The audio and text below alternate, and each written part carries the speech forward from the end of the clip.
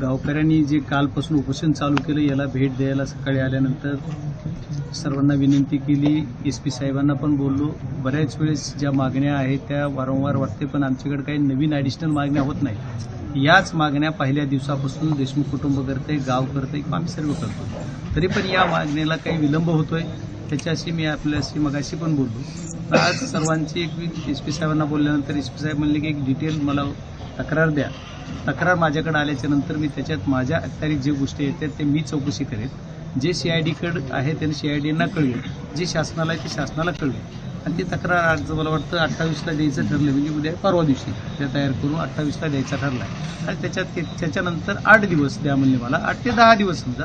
आज 10 तारखेपर्यंत साधारणतः आपण समजू त्यांनी 8 दिवस म्हणले तर आपण 2 दिवस आगाव दिले, पण 10 तारखेपर्यंत त्यांनी ह्या सगळ्या प्रकरणाचा छडा लावला पाहिजे. अशा 6 मागण्या आहेत आणि या प्रत्येक मागण्यावर प्रत्येक वेळेस वेगळे वेगळे विषय. मी मगाशी पण बोलताना सांगितलं की ही जी घटना घडली ह्याचा मूळ कुठं आहे ते 28 मे मुळे ह्याचा.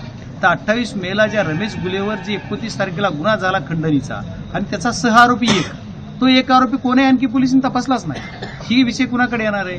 आज मीडियाच्या माध्यमातून एक खासदार या नात्याने मी ॲडिशनल साहेबांना सांगतो की तो तक्रार त्याची येऊ दे की नाही येऊ दे, तर सेकंड आरोपी कोण आहे तपासा ना. मग आम्ही सांगतो याला काहीतरी तुम्ही बोलतो तर हा विषय सुद्धा पॉईंट टू पॉईंट एक विषय झाला पाहिजे की ठीक आहे आता अण्णा आभार मानतात, हा त्यांचा विषय आहे किंवा माझा जो विषय ते मला वाटते ते मी बोलतोय. कारण हा जो 29 मेला जी तक्रार झाली त्याच्यातला दुसरा आरोपी कोण आहे आणखी तपासलाच नाही. जर ती एक विषय जर ज्या त्यावेळेस संपला असता तर ही पुढे घडलं नसतं. ठीक आहे, ती हा विषय एक तपासला पाहिजे. त्याच्यानंतर ही घटना जी घडली ती परत मला 6 तारखेला घडली, पण 6 तारखेच्या अगोदर 29 नोव्हेंबरलाच घटना घडली, खंडणी मागितली. पण त्या खंडणीचा गुन्हा त्या दिवशी नोंद करून घेतला नाही पोलिसने. मग हा पोलिसनी का करून घेतला नाही हा सुद्धा SP कडेच विषय येतो. म्हणजे हा SID किंवा CID नाही विषय. ती जर 29 नोव्हेंबरला तो गुन्हा दाखल करून घेतला असता तर पुन्हा 6 डिसेंबरची घटना घडली नसती. मग 6 डिसेंबरला पुन्हा ही गेले. मग 6 डिसेंबरची घटना घडली. 6 डिसेंबरला पण जर अट्रॅसिटीचा गुन्हा घेतला असता त्याच दिवशी तर 9 डिसेंबरचा घडला नसता. मग हा 6 डिसेंबरचा कुणी घेतला नाही. आणि ह्यांना कुणाचा फोन आला? 29 डिसेंबरला कुणाचा फोन आला? 29 मेला दुसरा आरोपी पकडू नका किंवा दुसरा कोणीही 19 मेला जी 29 त्या नाही 29 मेला पण जो झाला त्याच्यातला एक जो आरोपी होता तो आणखी अटकच नाही, कोणही तीच माहित नाही, त्याच्यावर कारवाई नाही. आणि त्याच्यानंतर 29 नोव्हेंबरला जी घटना घडली, 29 नोव्हेंबरला ह्या वाल्मिक कराड बरोबर जेवढे फोटो दिसतात तेवढ्याना तरी तुम्ही सहआरोपी करा ना. कुणाचं ABCD सगळ्याची नावं घ्यायची गरजच काय? ते फोटो दिसतात डायरेक्ट. त्या दिवशीच आकला हापला.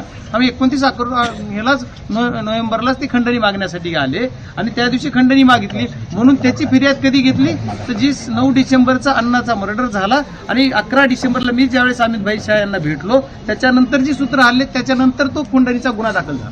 त्या दिवशी माझ्या भेट झाली सकाळी 10:30ला शुक्ला मॅडमला फोन, तर ती बाकीचे विषय चालते. पण त्या दिवशी झाला 11 तारीख. मग 11 तारखेपर्यंत हा 29 तारखेचा गुन्हा जर त्या दिवशी झाला असता तर आमचा संतोषचा खूनच झाला नसता ना.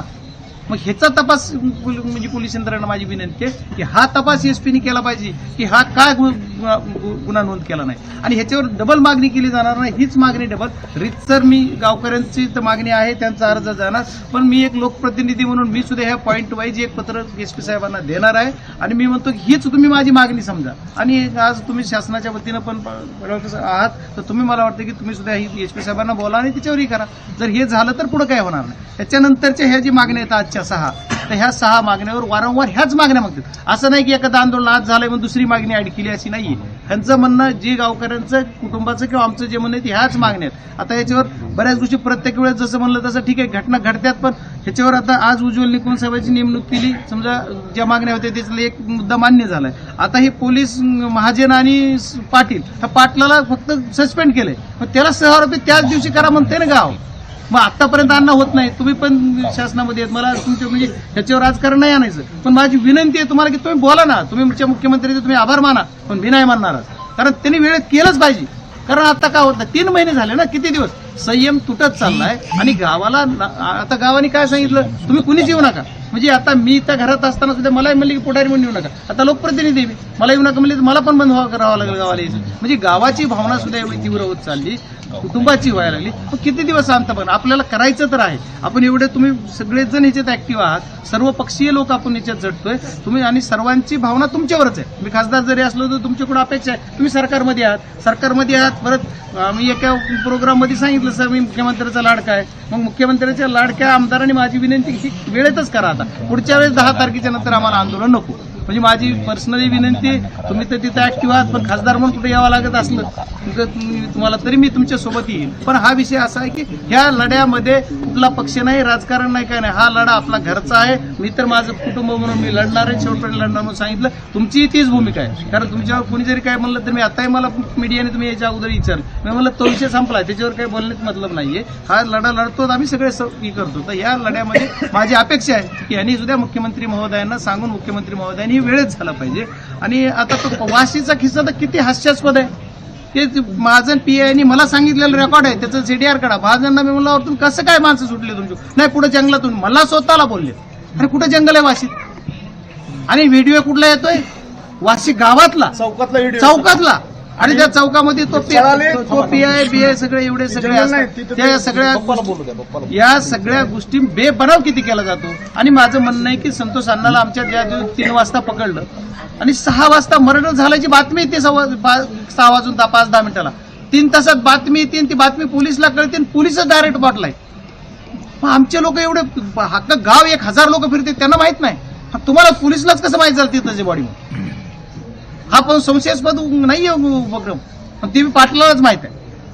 मग त्याला इथून टाकळीला नेलं, टाकळीच्या शिवारात मारलं, तिथून कुठं दैठण्याला नेऊन टाकलं, हे सगळा प्रकार सुद्धा पाटील संशय. मग या पाटलाचे सीडीआर काढले पाहिजेत, आणि महाजनना सुद्धा माहित होतं. आणि धनंजयनी सुद्धा तो एक आरोपी जो होता त्याला सुद्धा 36 फोन केलेत, आणि ते काय तो नाही ना आता अण्णा 10 मिनिटात यायला, 5 मिनिटात यायला, आई फोन करतायत. म्हणजे एवढं किती वाईट आहे. 5 मिनिटात यायला ना आम्हाला डायरेक्ट बॉडीच झाली म्हणून कळतंय, आमचं शरीर राहिलं नाही आता बॉडी झाली असं कळतंय, आणि ते 6:15ला कळलं जातंय, 3 तासात अवघ्या. आणि असं एवढं वाईट कृत्य करून मारलंय. आणि याच्यामध्ये फक्त एकच मागणी आहे गावकऱ्यांची, त्या मागणीबरोबर आम्ही सोबतच आहोत. गावकऱ्यांनी किती जरी काही म्हणले तर मी शेवटच्या टोकापर्यंत, शेवटच्या क्षणापर्यंत मी गावासोबत राहणार आहे. तुम्ही मना करा, काय या म्हणा, नाही या म्हणा, तरी मी येणार आहे. मी तुमच्या सोबतच राहणार आहे. तुम्ही मला हाकलून लावलं तरी राहणार आहे, कारण हा माझा अधिकार आहे, माझा कुटुंब आहे. मी याच गटातून जिल्हा परिषदला आलोय. सगळ्या गोष्टीत मला खूप प्रेम केलेलं हे गाव आहे. मला राजकारण न करता पण एवढं म्हणजे प्रेमातलं गाव आहे, त्याच्यामुळे मी तुमच्या सोबत राहणार आहे. आणि माझी शासनाला मायबाप मुख्यमंत्र्यांना पण मागणी आहे, आणि एसपी साहेबाला विशेष करून मागणी आहे. एसपी साहेब म्हणजे कर्तव्यदक्ष म्हणून आलेले, 2 महिने झाले त्यांना इथं येऊन, पण त्यांनी आणखी एकेही अधिकारीची बदली केली नाही. आणि एका दुसरं तरी इकडे बदला, रेग्युलर बदले, आणि त्यांचे मुलं बाळ बघता सगळ्याचे आमचे मुलं बाळ मरायला लागले, आणि ह्यांचे मुलं बाळ कुठवर बघणार, एखाद्याला नाही उचलून टाकतात. इमर्जन्सीचे अधिकार आहे एसपीना, एखादा अधिकार तरी कुठला तरी बदला. असं म्हणजे आज जरी सध्या लोक जी काम करतायत त्यांचं कौतुक केलं जाईल, पण जी SIT CID गट जो हा तपास आहे यांना सुद्धा विनंती की यांनी सुद्धा पारदर्शकपणा, या काही घटना तर समजा अण्णा जसं म्हणले की आम्ही काही घटना नाही मिळेल समजा नका सांगू, पण ज्या घटना जे काय केलंय तुम्ही मागं जे करायचंय किंवा जी गोपनीयता भागताय SIT CID नाही सांगावा, पण जी बोलता येतं तेवढं आम्ही एवढं केलंय ते सांगितलं पाहिजे लोकांना. लोक समाधानी होईल, महाराष्ट्र समाधानी होईल, कुटुंबाला समाधान लाभेल. कुटुंबाला जरी विचारायला गेलं तर धनंजयला दाब दिला जातो देतो, आणि त्या आरोपीचं काय, ते हलताच कशाला तिथं. तो आरोपी ज्यानं, जो माणूस दाब देतो CIDच्या याच्या, डायरेक्ट तो आला कसा. मग आतापर्यंत त्याचं काय काहीच झालं नाही, त्याच्यावर साधा गुन्हा नाही, NC सुद्धा दाखल नाही. मग अण्णा कसं तुम्ही म्हणता, तुम्ही स्वतंत्र मोकोका लावा नाही 5-6 जणांवर. ज्या दिवशी 6 तारखेला मारलं त्या दिवशी सुद्धा बाहेर किती जण होते, 10 वेळेस म्हणलं बाईटला मी. 6 तारखेला जे आवाडा कंपनीच्या दारात काही लोक होते बाहेरून, आणि मध्ये भांडणं चालू होते, ती बाहेर कोण कोण होते त्याचा तपास सगळ्या पोलिसला माहित आहे, कारण पाटील त्यांच्यात होता. मग एवढं सगळं असताना पाटलाला सगळं माहित आहे. त्याच्यातले 2-4 अधिकारी बीड जिल्ह्यात असे आहेत की ह्या सगळ्यांना सगळं माहित आहे, सगळ्याची CDR काढली कळतंय. कारण आता हे वाल्मिक कराड त्या दिवशी पळून गेले सरेंडर होण्यासाठी, त्या दिवशी जी गाडी वापरली ती गाडीचा मालक म्हणतो काहीतरी बनावटी. पिक्चरला जी स्टोरी दिली जाते ती तरी सुद्धा लाजिवणारी असं, किंवा एखादी वाटत नाही ही तरी जरा वेगळी, अशा पद्धतीची स्टोरी बनवून सांगितली जाते. आणि तो माणूस आमच्याकडे कुणी आला माणूस आता सुद्धा एका दिवस असेल काय चाललंय बघायला माहित नाही. कारण आम्ही आलो, पवारसाहेब मी त्यावेळेस होताच, अजितदादा आले त्यावेळेस होताच, परत आणखी जेवढे माणसं आले त्यावेळेस इथं होताच, आणि नेऊन सोडायला तीच होता. ते म्हणतो माझ्या गाडीत आलीच नाही. म्हणजे अशा पद्धतीचं आहे. तर ह्याच्यावर सुद्धा पोलिसांनी त्या लक्ष घातलं पाहिजे. पोलिसांनी सुद्धा ह्या आदल्या दिवशी सरेंडर व्हायच्या अगोदर ही यंत्रणा कोण कोण कामात होती तेवढे बघा ना तुम्ही. सीआयडीकडे तपास जायच्या अगोदर जेवढ्या ऍक्टिव्हिटीज झाल्या, मग तुम्ही काय मोबाईलचे सगळे लोकेशन, मोबाईलचे सगळे जेवढे पुरावे तेवढे नष्ट करूनच आरोपी अटक करायला सांगितलं का सेटलमेंट केली? आरोपी बरोबर सेटलमेंट करून सरेंडर झाला. पण त्याच्या मंत्र्याबरोबर केली असेल, कुणाबरोबर केली असेल, आता मी कशाला कुणाचं नाव घेऊ?